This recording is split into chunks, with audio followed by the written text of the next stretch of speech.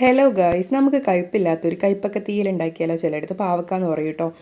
അപ്പോൾ അതിന് വേണ്ടിയിട്ട് ഓയിൽ ഒഴിച്ചിട്ട് അതിലോട്ട് തേങ്ങ ചിരവിയതും പിന്നെ 2 പച്ചമുളകും ചേർത്തിട്ട് നന്നായിട്ട് ഈ ഒരു പാകമാവുന്നത് വരെ നന്നായിട്ട് വഴറ്റിയെടുത്തിട്ട് അതിലോട്ട് മല്ലിപ്പൊടി, മുളക് പൊടി, മഞ്ഞൾപ്പൊടിയും ചേർത്തിട്ട് മിക്സ് ചെയ്യുക. പൊടി ചേർത്ത് കഴിഞ്ഞാൽ പിന്നെ കരിഞ്ഞു പോകണം, സൂക്ഷിക്കണം കേട്ടോ. അതിന് നന്നായിട്ട് വഴറ്റിയെടുത്തിട്ട് ചൂടാറിയിട്ട് മഷി പോലെ അരച്ചെടുക്കുക. പിന്നെ ഓയിൽ ഒഴിച്ചിട്ട് അതിലോട്ട് കയ്പക്ക അരിഞ്ഞ് വെച്ച് കയ്പക്ക ചേർത്ത് കൊടുക്കുക. ഞാനിത് കുറച്ച് നേരം വിനാഗിരിയിൽ മുക്കി വെച്ചിരുന്നു കേട്ടോ.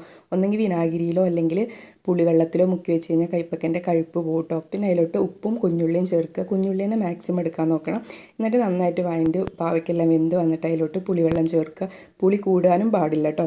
പുളിവെള്ളം നോക്കി ചേർക്കുക. ചേർത്തിട്ട് അതൊന്ന് വറ്റി പാകമായിട്ട് വരുമ്പോൾ അതിലോട്ട് നമ്മൾ അരച്ച് വെച്ച അരപ്പും കൂടിയും ചേർക്കുക. അരപ്പിലോട്ട് കുറച്ച് ജാറൊന്ന് കഴുകിയിട്ട് ലേശം വെള്ളം തെളിച്ച് കൊടുക്കുക കേട്ടോ.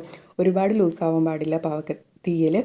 എന്നിട്ട് പിന്നെ അതിലോട്ട് തിളച്ച് തേങ്ങയെല്ലാം സെറ്റായി വരുമ്പോൾ കുറച്ച് ശർക്കരയും കൂടിയും ചേർത്ത് കൊടുക്കുക. ലാസ്റ്റ് കടുക് വറുക്കുക. കടുക് വറുക്കുന്നതിന് പകരം കയ്പൊക്കെ ചേർക്കുമ്പോൾ കടുക് വറുത്താലും കുഴപ്പമില്ല കേട്ടോ. അപ്പം നമ്മൾ അടിപൊളി കയ്പില്ലാത്ത പാവക്ക തീയൽ റെഡി ആയിട്ടുണ്ട്. അപ്പോൾ ഒന്ന് ഉണ്ടാക്കി നോക്കട്ടെ.